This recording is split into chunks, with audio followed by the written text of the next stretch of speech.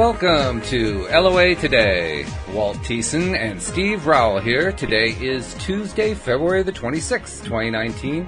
It's 8 a.m. in New York, 5 a.m. in Los Angeles, 1 p.m. in London. Sydney, Australia is at 12 midnight. Wherever you are in the world, thank you once again for joining us for another episode of LOA Today, your daily dose of happy. And we kind of caught Steve between gigs. He's on the road right now, talking to us from his car as he's driving back home. So, Steve, thanks for hooking in. We appreciate it. And good talking to you. No problem. Glad that you're able to make it today. I hope at least you're off doing something fun or enjoyable today. I mean, that would kind of make it worthwhile to be out there on the highway. Not that there's nothing worthwhile about driving, but, you know, when you make an extended trip, you want to do it for a fun reason, right? Yes, it's been it was fun until the traffic. Yes, well, that's true. But the traffic's clear now, which is good. So yeah, I've actually been off purchasing a new car. You tested a new car, is that what you said? Yeah, my wife was after a new car, so we've just bought her a new car. Oh, beautiful. Very nice. Well, that's worthwhile all by itself. Yeah. So we don't really have a firm topic in mind for today. It is a Q&A, so we'll be watching for questions from the live audience. But I figured we could just do one of our sessions where we talk about stuff and share ideas and so forth. We do have one person who has connected in to the podcast. Anne-Marie's joined us. And Anne-Marie, were you wanting to talk to us a little bit? Oh, maybe not. How do I do that? Ah, hello there. There you go. Welcome. Thanks for tapping in. How you doing today? Oh, okay. I guess we're just going to stay quiet. That's fine. So that's all right. No problem. So, okay, let me tap into what's going on the board as well. And while I'm doing that, Steve, I mean, have you had any interesting news or different things happening this week from a law of attraction perspective that you can share?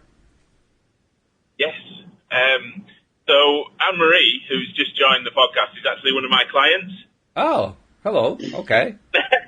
Connections being made in the head here. I like this. Yeah, I thought I'd introduce her. So she's been working with me for how long now, Anne-Marie? Oh, can you hear me? Yes, we can hear you. Yeah, we can hear you. Yeah, you're live on the LOA Today podcast. I think her mic is Are you muted. still there? Can you hear me now? Yes, now we can hear Yes, you. we can hear you. Yeah. Ah, see, I've been typing to you because I didn't realise you could hear me. You know what I'm like with technology. I think we've been working about the last 5 weeks, haven't we, Steve? Yeah, we have. It's going really well, isn't it? Yeah, I'm really pleased with it. Really pleased with it. Do you want We've to been doing a lot of work the? on like clearing, haven't we? Yes, we have. We've been working on your subconscious programming and getting that changed and moved around to where you want it to be, haven't we? We're certainly trying. That's all you can do. That's it. Did you mean to connect to the podcast? Well, I was just meant to watch it actually because I knew. No, we would need to have our session, so I only meant to watch it, not actually connect. That's all right. Well, Yeah. you can just tune in and watch. We'll unmute the mic. Do you know how to mute and unmute your mic there? Just you can mute yourself up Yes. so that we don't hear. And then if you want to jump in with a question or a comment, you can do that. At your leisure. Yeah, I mean, I did just type in saying that I'd been working recently with the clearing methods and the grounding and being more present. So whether you wanted to touch some more on that, Yeah, because I found that really useful. Yeah. So I've been working with Anne-Marie. We worked on her ideal life script to begin with, so that's putting together her looking. Well, anybody can do this. Looking at what you want out of your life, for it to be sort of a 10 out of 10 all of the time. Right. So that can be in any area of your life, whether that's your love life, whether that's finances, whether it's fitness, health, whatever it may be that's important to you. And then we'll then break each of those areas down into manageable bite-sized chunks that then we can look at the stories and programs and things that are running around in the subconscious mind that are then keeping you away from that 10 out of 10 that you're actually wanting to have, if that makes sense. Mm-hmm. Absolutely. Yeah. In fact, though, Shelley has thrown in an easy question for us along the lines of what we're talking about here. She says, do you think it's important to stay with the routines once you've made them a habit? Steve? Yeah, I'm back. Oh, we lost you for a second there. I just lost it. Yeah, I lost signal. Could you hear the Sorry about that. Could you hear the question? No, I missed the question. Okay, so this is Shelley, and she's asking. I'll give you the full question. She says, having an LOA routine versus it just becoming what you want, just becoming what you do. Do you think it's important to stay with the routines once you make them a habit? I'm not sure I'm understanding that question. Is that so? You're using the law of attraction and building it to become a habit, but then once it's a habit, it'll be, you'll just keep doing it automatically anyway. That's the idea, because your subconscious mind will now automatically be programmed to behave in that way, if that makes sense. Yeah. Mm-hmm. It is easy, though, to, in the early stages, it's easy to abandon a habit. I know that from the very first 2 months or so that I did my mirror exercises. I just kind of dropped it for a while. And then I realized, I should really get back to it, and so I got back to it. But I did drop it because it wasn't completely ingrained. It was mostly, but not completely ingrained. That's it. I suppose it's about being aware of your own thoughts and your feelings and what you're actually doing moment by moment. Because I think the main part of making this stuff work in an effective way is being present in being in the present moment. So the more time you spend in the present moment, the more aware then of your thought processes you are, and then the more in control of the associated emotions that you create from those thoughts, right? You become. So if you stop practicing the things, then yes, you will go back to old behaviour patterns, and you will go back to old ways of thinking, because you're not going to catch those thoughts when they come up. You're not going to be able to change them and morph them into something that's going to be useful rather than destructive. Absolutely, right. In fact, to go along with that is the idea that since we're trying to create an ongoing habit that just is habitual, it just is easy, it kind of pays to take advantage of the fact that as we're establishing it, doing it every single day, we are effectively making it easier and easier to stick to it. I mean, the first couple of days are the hardest. And then after doing it a week, it's a little bit easier, and then do it for a month, and it's still easier. Do it for 2 months, it's still easier than that. It just gets easier and easier to stick with the habit. So that's another reason to stay with it. So you don't lose the pattern. I mean, you want that pattern to keep building like that. That momentum, I guess, is what I should say.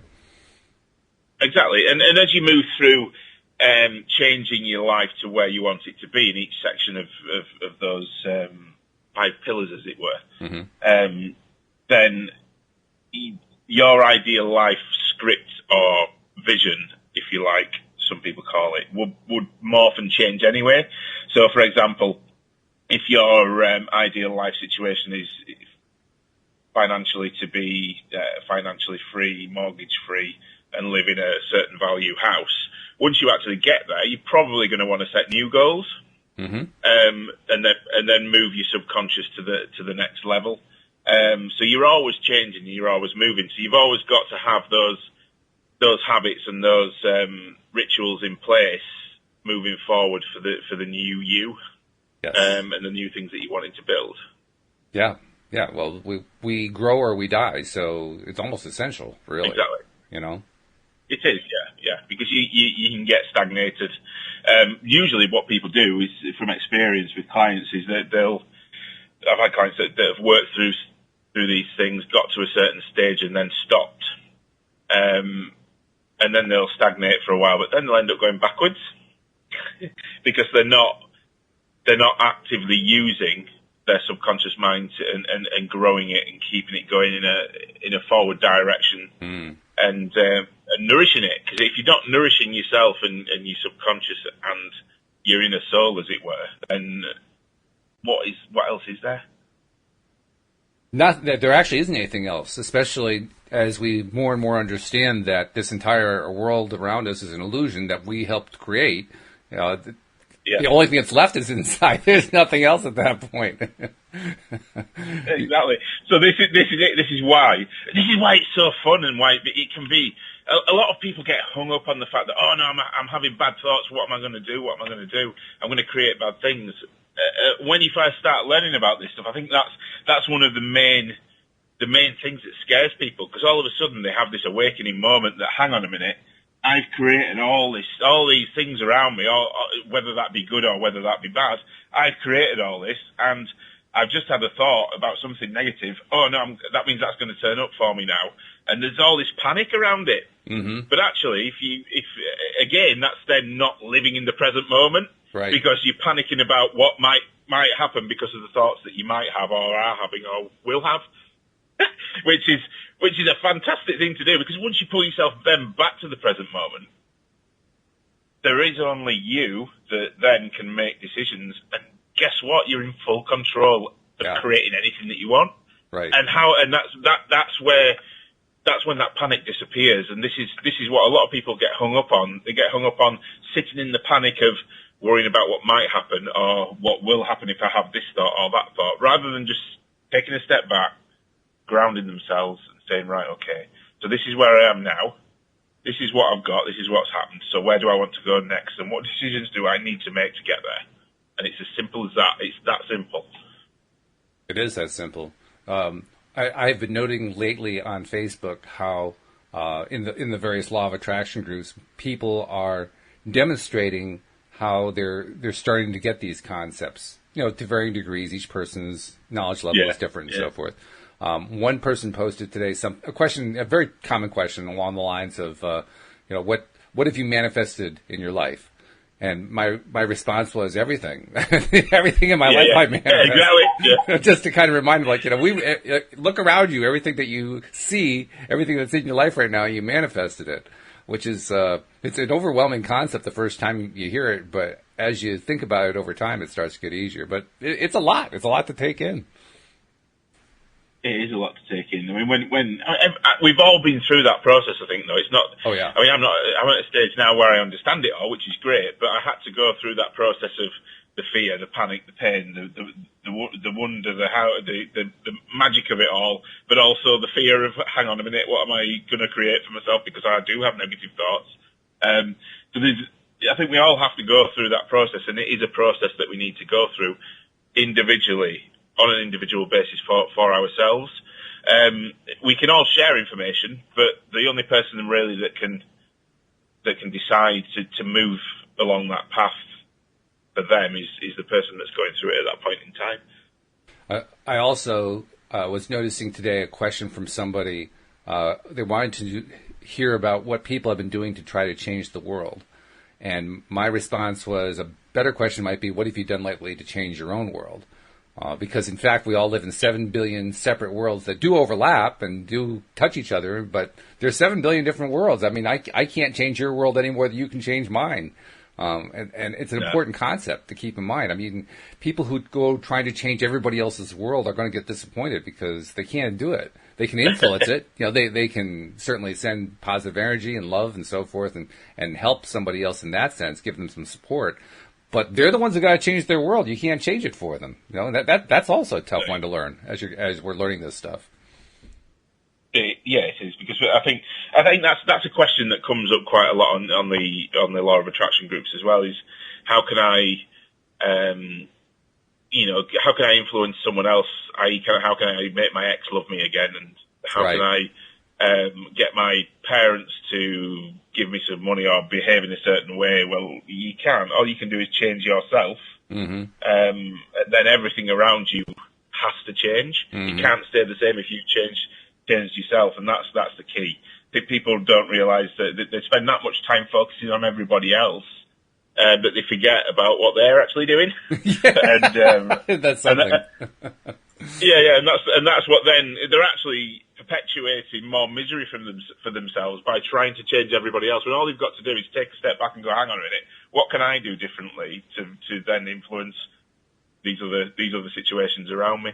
Which is generally, as soon as you've realised that and you've done that and you've changed what you're doing, everything around you just has to change. It's impossible for it to stay the same. Yes. Yeah. the thing that actually holds us back more than anything else, I think, is equilibrium. Keeping it all the same. Yeah. Yeah. And we don't realize that. It's a comfortable place to be in, so that's why we do that. But we don't realize we're holding back our own improvement. We don't think about it that way. We think about we're holding back all the pain. We're holding back all the frustrations just by keeping the equilibrium. But we're not. What we're actually holding back is the growth and the improvement and the dreams coming true and all that kind of thing. Absolutely. Absolutely, 100%. I mean, if you're in a place, it's although saying that, people do beat themselves up quite often about failing, about staying the same, about not being able to change. Mm-hmm. But really, that is the normal human condition. Our subconscious mind is designed to keep us safe by doing the same things over and over again. Mm-hmm. It doesn't like change. The subconscious mind doesn't like change, and it's there trying to keep us safe by keeping us in that habitual loop of behaviour and outcomes that we're used to. But saying that, it's also preventing us from, like you say, growing, because not knowingly and not on purpose. It's just that the conscious mind and the subconscious mind, very often in the majority of the population, are fighting against each other rather than working together. If they work together, then the conscious mind can make the decisions to help the subconscious mind follow a path of change to then get to this wonderful place of growth and joy and happiness. There's nothing stopping that happening apart from the subconscious itself that we listen to and think. It's about that old analogy, isn't it, of the watcher, because a lot of people think that their thoughts are them, mm-hmm. whereas if you actually take a step back and you can watch your thoughts, so if you're after your thoughts, who's doing the watching? That's always I like to pull that one up quite often with clients. It's a good point. Works really well. It's also the source of confusion. That plus the whole concept of the subconscious mind is a source of confusion, because really the conscious and the subconscious are all part of the same mind, and yet we differentiate between them in order to help explain stuff that's going on. So when you talk about the conscious and the subconscious mind fighting each other, that's the mind fighting itself. And how are you supposed to stop that? That's where the confusion comes in. How do you stop that? Well, that's it. I mean, bear with me. I'm getting some feedback on here. That's all right. That's better. With the mind, the two parts of the mind fighting each other. That's where the like you said, the confusion comes in. But that's where the disconnect comes in. And that's why people create things that they don't want, because rather than those two parts of you, the conscious and the subconscious, they're supposed to work together. They're supposed to be in harmony, and they're supposed to help each other out. And once you get to that stage where that's happening, then that's when you can move forward and everything's possible for you to do and create in a harmonic way together, and always be not always, because nobody's ever always in a state of happiness all of the time, but you can create a world where the majority of the time you can decide to be happy rather than decide not to be. So, does that make sense? I think so. So for somebody who is struggling at the moment, trying to deal with the conflicts and noticing that their conscious and subconscious minds don't seem to be pulling in the same direction, how can they turn that around? What are the steps they should take? Steps that you should do, you should take with this. The first one is accepting what is. So accepting that the subconscious mind is there. It's not there to upset you. It's not there to destroy anything. It's there to protect you, and it's accepting and acknowledging and speaking to the subconscious mind and saying, look, I understand why you're behaving like this, why you're having those thoughts. I don't need those anymore because they don't serve me. So you can actually have a conversation between subconscious and conscious. Okay. And start working together. Hang on. Yep. Technical difficulties. We'll get them ironed out quickly. I've just lost you with it. Here. Oh, bear with me. We're here. Can you hear me? Yep, we're here. We hear you. Can you hear us? That's probably the more important question at this point.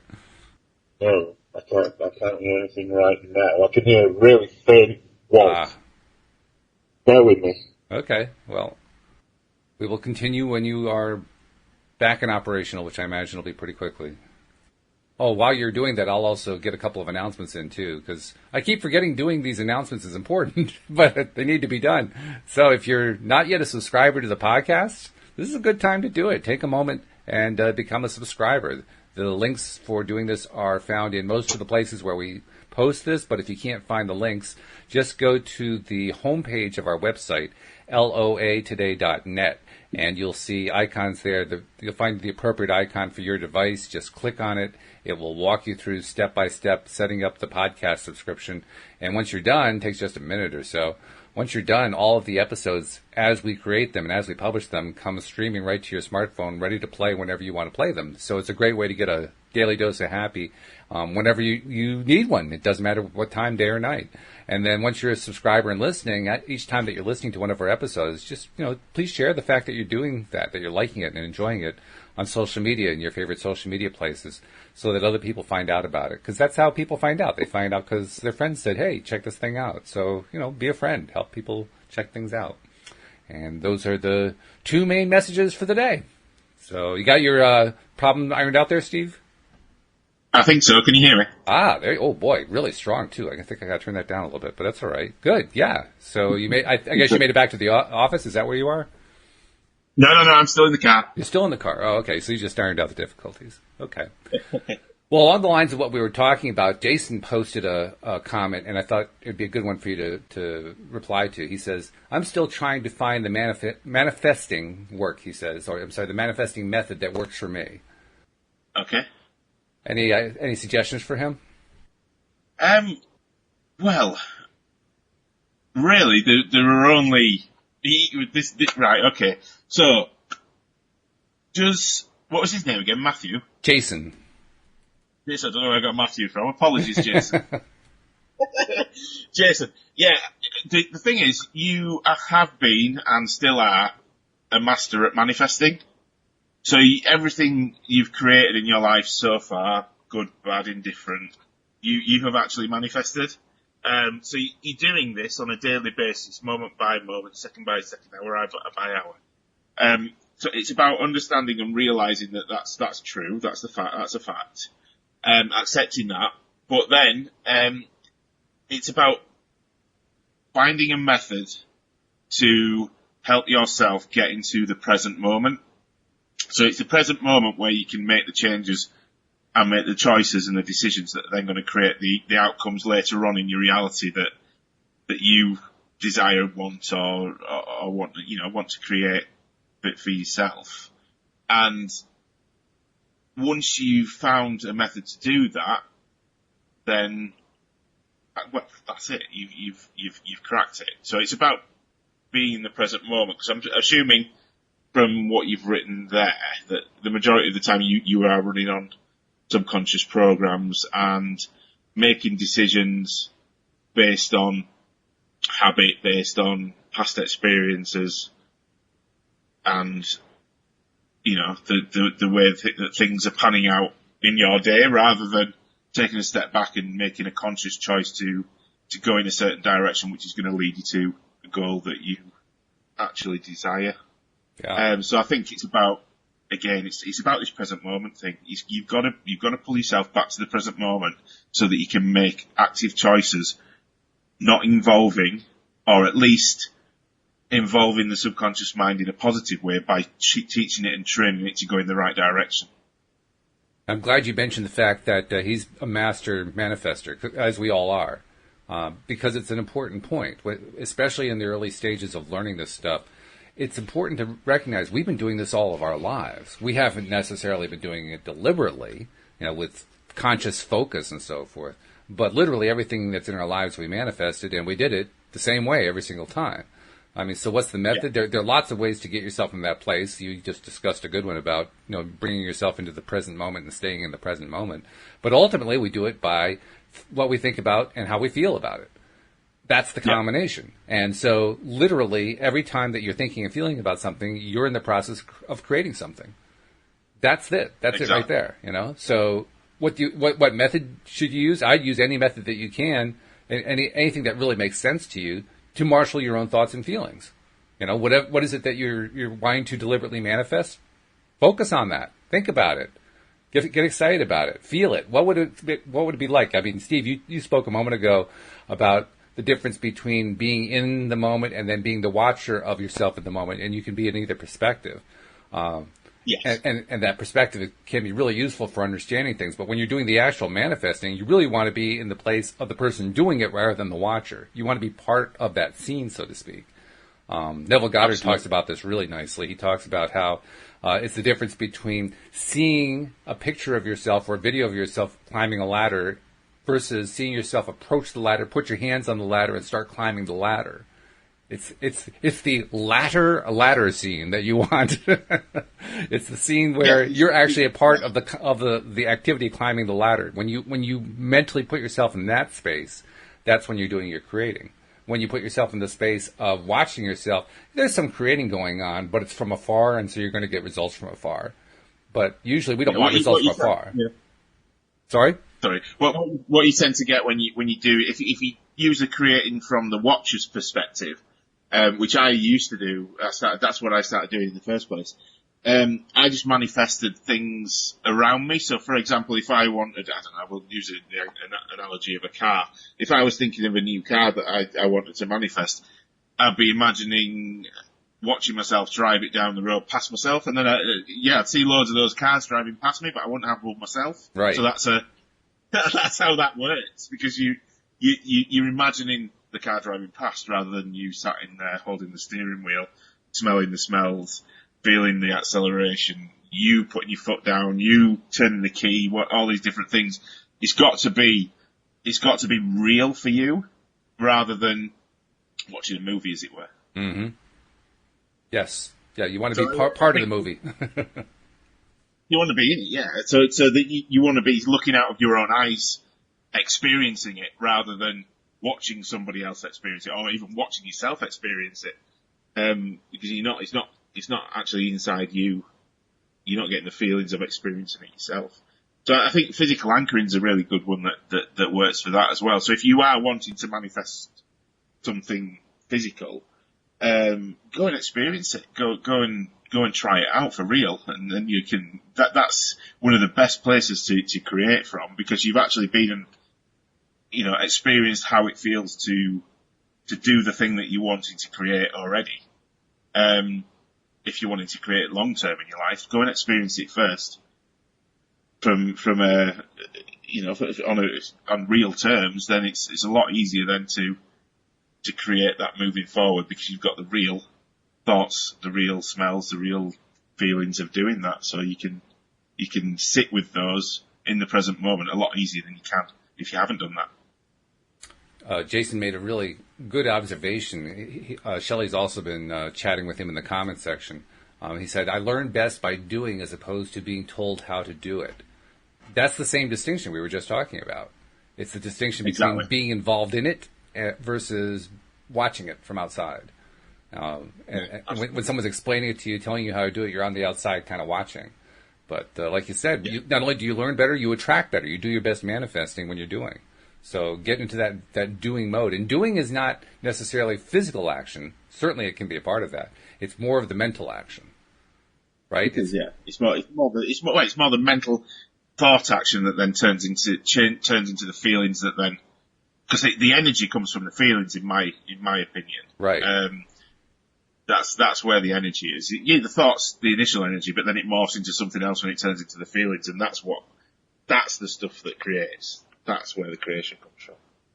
I remember early on hearing about vibration and wondering what vibration was, and then someone explained to me, it's how you feel. Like, oh, okay, now I start to get that. But I still didn't quite get the whole vibration thing until I finally realized one day it kind of works like this. I think about something. As I'm starting to think about it, it's starting to vibrate a little bit. And the more that I think about it, the more the vibration increases. The momentum of that vibration just continues to build, and so it gets to be a stronger and stronger vibration, kind of like a feedback loop that just gets louder and louder and louder. And so as it builds, it also resonates in some way from a feeling perspective, either an emotional perspective or from a touch feeling perspective, or both. And as that builds, it just keeps it keeps the process of increasing that vibration stronger and stronger and stronger. So when I'm trying to imagine what it's like to manifest something, I start with the thought turns into this little tiny vibration, and as I stick with it, it turns into a bigger and bigger vibration until it's finally, over time, it just keeps vibrating and vibrating and vibrating until it vibrates itself into something physical. Exactly, yeah. Because if you think about it, the physical matter is sort of the last part, is the slowest vibration that there is when something's solid or a liquid or whatever. It's the slowest vibrational energy that it can be when it's in waveform, or it's higher than waveform, which we probably don't understand as well, in the thought and then in the feeling, because the feeling's sort of coming down into physical, because you can actually, it makes changes to your body, doesn't it? You can feel the changes in your body from the feeling, which then is changing into chemicals and then going out into the universe. And so the matter is, in effect, you're creating matter with your thought energy, and then it's gradually dropping down into the next layer of matter and then turning into physical matter at the last point, if that makes sense. Yep. That's my understanding of it. So yeah, it's amazing. Vibrational energy is the key to getting all this creating all this stuff. It's awesome, isn't it? It's awesome, and it's still mind-blowing to me. I mean, after all this time of learning about the quantum physics side of it and all of that, it's still mind-blowing. My thoughts turn into vibrations, which ultimately, if they continue vibrating louder and bigger and stronger, actually manifest in something physical. Really? Wow. Yeah. It still sounds crazy to a lot of people. It still sounds crazy to me, and I believe it. yeah, it does. Yeah, you're absolutely right. But the science is there behind it. It's not fiction. It's fact. Yeah. It's scientific fact. It's been proven in experiments that this is what happens. That thought energy can change the outcome of a scientific experiment. Yeah. When people were observing a scientific experiment, what they expected to happen happened. When they weren't observing it, nothing happened. I mean, how more conclusive can you get than that? Oh yeah. When I first heard about the, I can't remember exactly what the name of it was, what the name of the experiment was. Off the top of my head. But it was the experiment where they noted during the experiment they noted that when there's an observer, the observer influences the electron to go one way, but if there's no observer, the electron goes another way. And that at any given time, the observer can be looking at it, and it can go in one of both ways, or it can go in both ways at the same time. And that should be impossible. According to traditional thinking patterns, that shouldn't happen. You can't be in two places at once. That's what the old thinking is, right? And yet, here they were able to actually get the electron to go into two places at one time. Really? Holy cow. How did that happen? But more importantly, what does that imply? What it implies is there's a creation going on there. And that creation happens through the observation. It does. The observation, which, if you're observing... So, in effect, this is a good one. So, if a tree was to get struck by lightning, for instance, and then fall in a forest, if there was someone there to observe that... or hear that, then they'd see it drop, they'd hear the sound of it hitting the floor. If there was no one there, would it make a sound? Yeah, that's the old philosophical question. And I remember that one from when I was studying philosophy in school, long before I ever heard about quantum physics or law of attraction or anything like that. And I remember there were big discussions about it and all that kind of thing. But I finally came to realize there's no sound without the human being to observe the sound.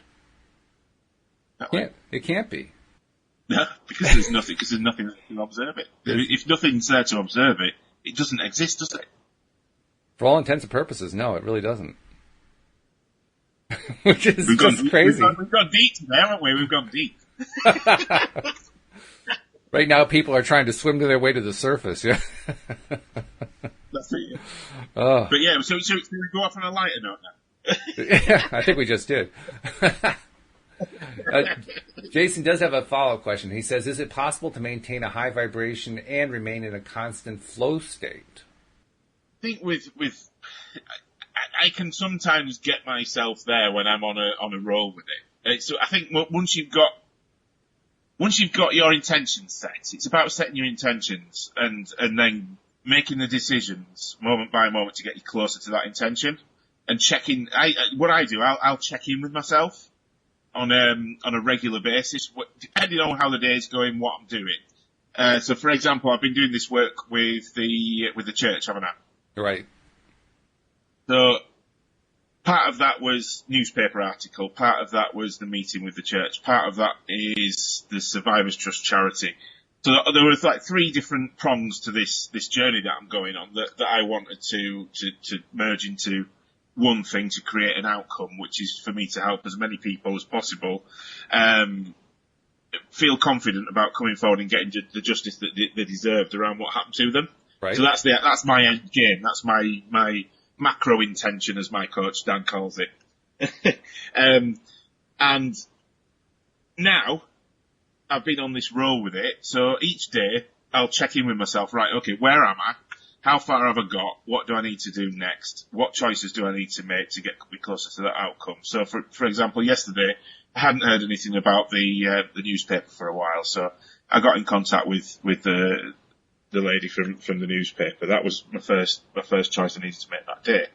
Look, what's happening? Where are we with it? What do you want to do? This is what I want to get out of it. Are you signed up for that?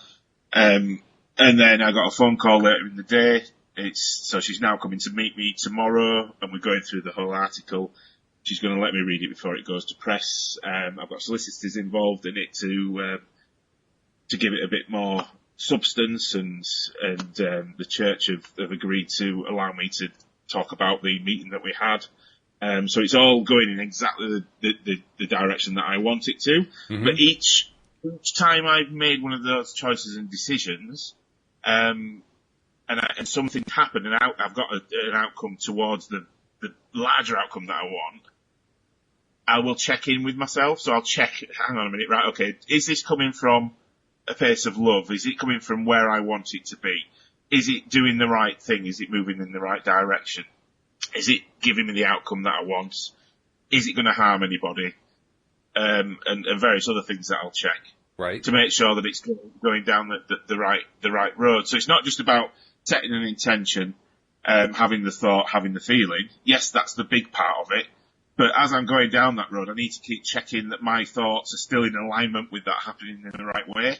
Because it's easy for my subconscious. For example, today, I got the confirmation today that she's coming to the house tomorrow at 11 o'clock to run through the interview, take some pictures for the article. Wow. In the newspaper. Exciting. So I was sat it is exciting, but it's also scary as hell. Sure. It's both. So I was sat on the sofa this morning, doing some work this morning, and then Gemma came home from work. And I was just filled with this dread and fear about doing this. Sure. About putting the story out there, and what are people going to think? So I went down on one of these story routes in my mind. So my subconscious took over, and it went, right, Steve, what are you doing? This isn't safe. This is going to hurt. That's not really nice. What's going to happen when this happens? Yep. What are people going to think? All these people that know you are going to know about this now. What's going to happen then? And you know those stories. You Absolutely. know those paths we can go down. So I saw myself going down that route. So again, stop, take a step back, get into the present moment. Okay, I've just made a decision. Is it getting me closer to my goal of where I want to be? Yes, it is. Is it going to cause me or anybody else any pain? Actually, no, it's not. All that fear is not real, because I've already done it once and it didn't hurt. Number 3, am I going to be closer to my goal once this happens? Yes, I am. Okay. Right, subconscious, I understand what you're doing. Thank you for looking after me, but I don't need that anymore, because I've already made this choice and it's the right one and it's not going to hurt, so you can be quiet now. Mm-hmm. Yeah. It's about checking in. So if I'm getting an emotion that's not quite right, that doesn't feel quite right, you can tell when you're getting one, because it just feels wrong. It doesn't feel good. And then, I'll stop and then I'll check my thoughts and say, right, okay, so where's this coming from? There's got to be a thought that's creating that feeling and creating that vibration. So then I'll bring myself back to the vibration that I want to be on. So everyone has dips and troughs, but it's about noticing it and bringing yourself back to where you want to be vibrationally. Did that make sense to answer that question? Well, I think you did it beautifully. Absolutely. And by the way, I want to thank you. I mean, there aren't too many co-hosts who, when they get sick and can't make it to an episode, send their coach in their place. But that's what you did last week. You sent Dan Mangina. Is that the way you pronounce it? Mangina? Mangina. Yeah. And he was fabulous, by the way. I loved that interview. It was really, really fun. He's good fun. He's good fun. But he's what's the word? He's a no bullshit person. No kidding. He gets right down to the root really quickly. Really, really quickly. I was impressed by that. That's a sign of a very, very good coach. So you picked a good one there, no doubt about it. Oof. But he did exactly that. And like you said, there's no BS, and it is about what is actually happening here. He gets right down to the vibration level. I am doing this thinking, or you're doing this thinking. You're feeling this. This is what you're creating. You're in the process of creating right now. Boy, that's the best way to understand stuff, because when you understand it in terms of right now, you've got the best understanding of all. Yeah, that's right. Because that's at the end of the day, right now is the only place that you can create. Absolutely. You can't create from thinking. Well, you can create from thinking about the past. Oh, yeah. But all you're going to do is create more of the things that you created in the past by thinking about them. And equally, you can't create in the future, because either if you're looking at the future and worrying about what's going to happen, then guess what? You're going to create things to worry about. Mm-hmm. So the only place to be is right now. Get yourself back there. Get yourself down to where you want to be, and get the thoughts going in the direction that you want them to go. So people have got to need to realise that they're in control of the thoughts. The thoughts don't control them. And once you've got past that, and you've practiced doing that, then you've cracked it. 100% cracked it. Isn't it an odd thing, though, that we're always actually in the now, but we don't think we are? Yeah, exactly. Yeah, it's awesome. I mean, how can that even be? It seems strange that that's even possible, and yet we do. We do it all the time. Like you said, we'll live in the past, or we'll live in the future. You know, and we're not actually living in either the past or the future. We're just going there mentally. But yeah, we're really doing it all now. Oh, how can we do that? That's it. How do we do that? Our minds and subconscious and conscious beings that are in us are really intelligent, aren't they? Really clever. Amazing. Really clever. Yeah. Well, I'm still becoming more and more appreciative of just how powerful my mind is. And I feel like I've only just scratched the surface. For all the gain and understanding I've achieved over the last, let's see, what's it been now? 12 years that I've been studying this stuff. I've gained an enormous amount of appreciation and understanding of how my mind really is powerful. And yet I can tell I've only just barely touched it so far. There's so much depth there. There's so much power there that I've barely even tapped into. It's amazing. It is. It's awesome. But once you get on this road and you start to realise that you can change yourself to such an extent that anything is possible, it becomes very addictive, and you start to run with this stuff on another level. Another level. Yeah. And that's just so exciting. Life just becomes so much fun because you're deliberately recreating, moment by moment, day by day, and you can see where you're going. You can see what you want to create, and you already know that it's going to happen if you keep checking yourself on a daily, even hourly, even every minute of the day, if you need to. Mm-hmm. But as long as you're doing everything right and moving towards the goals and outcomes that you want in the right way by checking, there is no way that those outcomes can't turn up for you. It's impossible for them not to if you're doing the right things. The other thing that I've kind of been coming to terms with, is, this is not the way we normally think about this, but it takes a tremendous amount of concentration and focus to stay in the same place. And we usually think about it as being stuck, right? We think about it as, I'm just in that comfort zone, or I'm stuck, or I just can't seem to change. But actually, it takes a lot of focus to stay there. And does it wait? I mean, I marvel at that. How the heck do we do that? Like, a perfect example of that is I think, drug addiction. Because if you think about, if we look at, I don't know, a crack addict or a heroin addict, the amount of effort that they have to put in to get their next fix, if they've got no money, the amount of effort and thought and processes that go through getting to a stage where you can manifest some more heroin. Right. There's got to be unbelievable effort involved in that. Mm-hmm. So if you switch that round from that, and this is why a lot of people that have been addicts and conquered that, and now they use that energy in a positive way to create. I mean, you look at people. Did you know Russell Brand? I know who he is. Yes.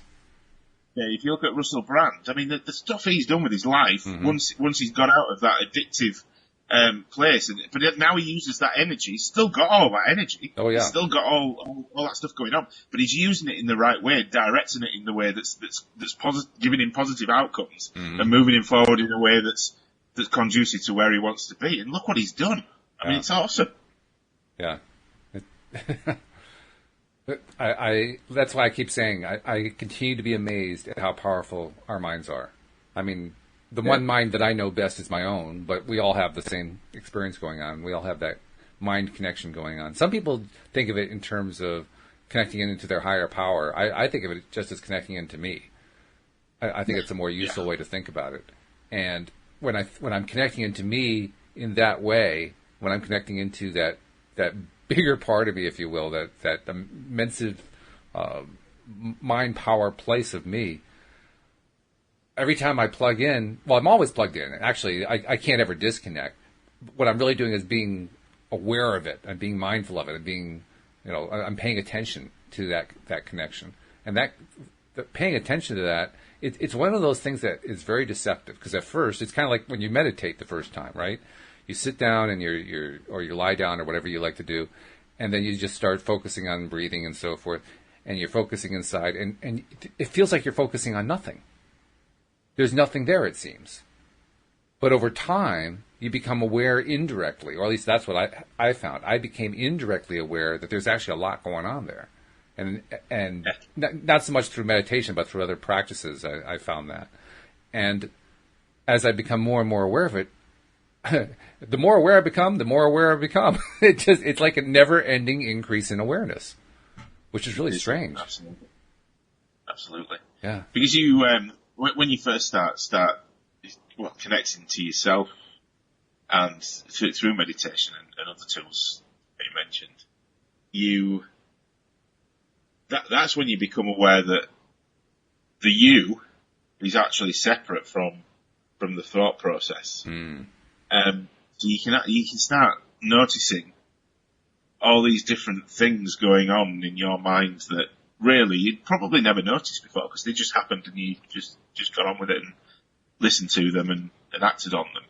But once you're aware that they are there, and they become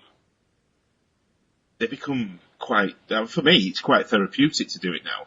So I can sit there and I'll watch thoughts, whether they be good, whether they be bad, whether they be indifferent. But it's so interesting to watch what's going on in my own mind, and being able to then choose which direction I go in based on those thoughts, and which ones I want to allow to affect my world or reality or how I feel. Mm-hmm. It's such a I don't know what the word is. It's such a grounded place to be. Yeah. Because you're no longer at the mercy of anything other than yourself. I think that's just a lovely place to be, because nothing nothing in the world nothing in your world anyway can make you think, feel, or do anything that you don't want to do or you don't choose to do. Actually, you just cued a question in my mind. I remember early on believing that I didn't have any control over my feelings. That feelings were simply a byproduct of whatever happened to me. So literally, yes. I was in a sense addicted to the default setting where I am powerless. And I'm wondering, did you go through a similar kind of thing? Did you have trouble moving the needle, so to speak? And when you first moved that needle, did you have an experience like mine where the first time I was able to consciously change my emotional state from a less positive state to a more positive state startled me. I didn't know I could do it. Did you have a similar kind of experience? Yeah, definitely. It was. I was trying to think of when that would have been and what it would have been. Probably can't remember that a long time ago.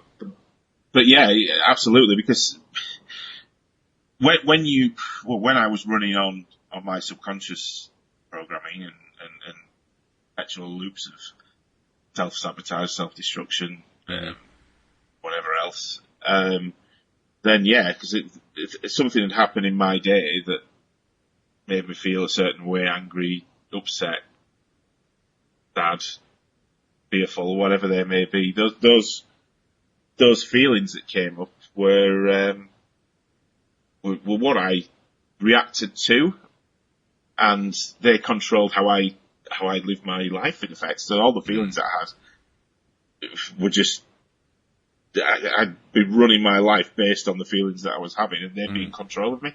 Right. And I think, once you take a step back and realise that actually, if you get your thought processes nailed down, and you can, because it's the thoughts that create the feelings.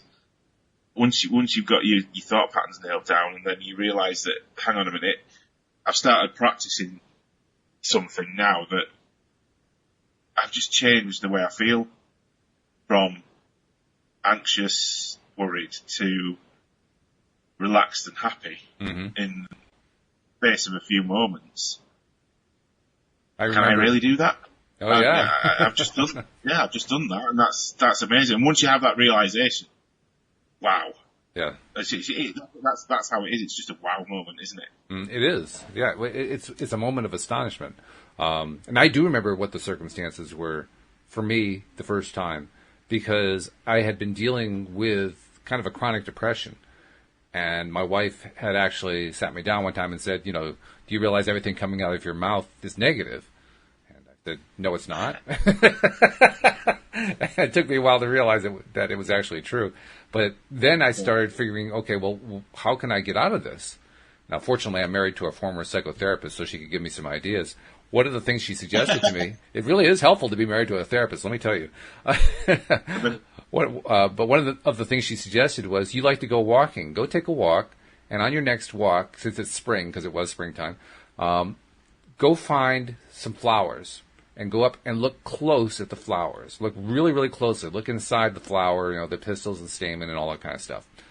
And look at the colors and look at the shapes and just study them for a while and see if it changes anything.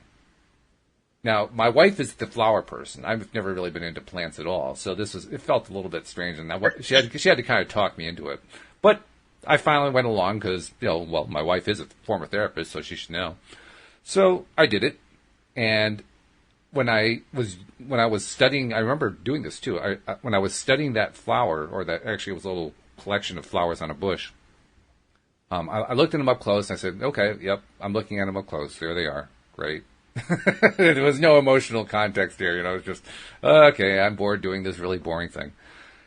And then I went back home and told her what I had seen, and she said, what colors were they? And I couldn't remember what the colors were. So she said, go do it again. So I went and did it again. This time I made a point to remember what the colors were. And as I went through this process, what I literally was doing was training myself to focus my attention and actually be focused on it and be part of it and be present. I didn't realize that's what she was having me do, but that's what I was doing. And after doing that a few times, I finally began to realize that before going in to do this little activity, I felt at level A And after doing it, I felt at level B, and level B was higher up than level A was. And that's when I realized I had just moved my needle. And I was kind of stunned. I was kind of surprised, and like, well, what do I do next? I didn't know what to do next. This is the thing, though. Once you start this stuff, there is no going back. Yeah, that's true. Which is good. It's a good thing, but also, I can't remember who I was speaking to the other day. I think it was Dan, actually. We were discussing this. And both of us have had clients in the past that have got this realization, started practicing the clearing tools to keep them in the now, in the present moment. Right. Being aware, being more focused, being conscious of the thoughts that they're having, and then actively changing those to positive ones and going in the direction that they desire and want.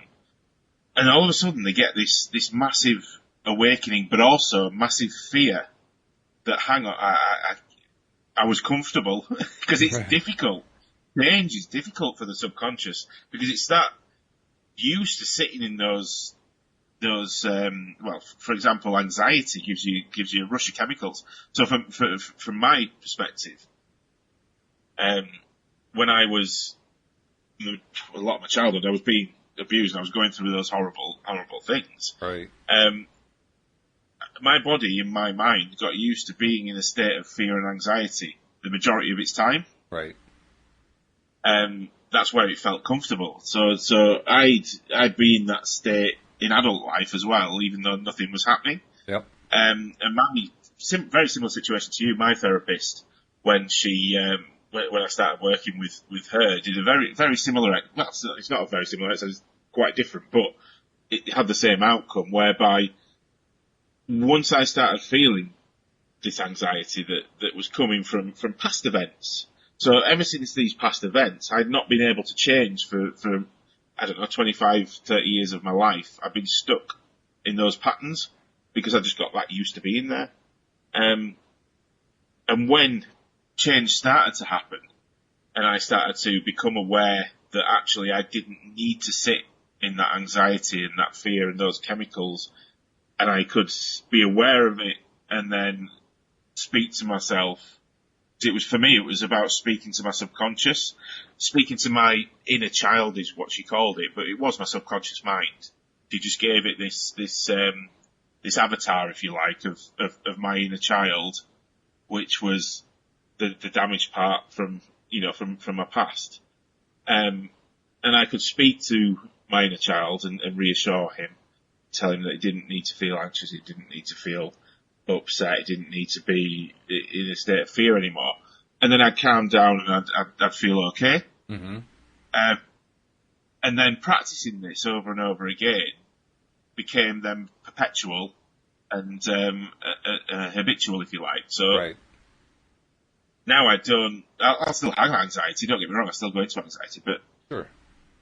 Every time I do, my subconscious just kicks me straight back out of it now, because I've got that used to be, that process. Mm-hmm. So yeah, it's amazing. Once you get that realization, you're like, wow, I don't need to sit in this anymore. Yeah. I don't need to. But it is a process that you've got to go through, and it's step by step, doing it over a period of time to build that up, so it does become habitual. It doesn't necessarily mean that you just ended the old pattern. Sometimes it does, but sometimes it keeps kicking back, and you have to keep at it over and over again. Yeah. It's an ongoing thing. It's an ongoing thing over and over again. Yeah. But it just becomes easier over time. The more you do it, the easier it gets. It's like anything, isn't it? It's like Olympic athletes that win a gold medal don't just turn up one day after suddenly 20 years old, never done any exercise in his life, doesn't just turn up and win the 100 meters. It's something that they've got to practice, something that they've got to train for, they've got to keep going to get themselves out. It's exactly the same with your mind. Exactly the same with your mind. Yeah.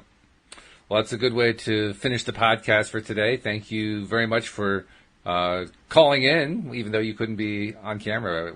We appreciate the fact that you were able to call in and do the show, so thank you very much. And also, I'm glad you're feeling better, because that's why you weren't here last Thursday. So congratulations on manifesting good health. Yeah. I actually was better the day after. So I watched the podcast with yourself and Dan, which was good because I was laid on the sofa watching that, which was a nice thing to do. It was nice being on the other side. Well, I have to say, it was nice for me. I really did enjoy it. Thank you for sending him here. I'm going to have to find a way to invite him back another time because that was a great conversation. And he liked it too. I love that. I mean, that's the best kind of interview where both walk away feeling, whoa, that was great. Let's do that again sometime. Yeah, I've had a conversation with him afterwards, and he said he'd be happy to come on again, not a problem. Oh, good. Yeah, well, we'll take him up on that. Let's make it sometime when the three of us can do it so that you can be a part of that conversation too. That'd be interesting. Yeah, that'd be really fun. Anyway, we'll leave it there. We'll see you all next time here on LOA Today. Goodbye, everybody.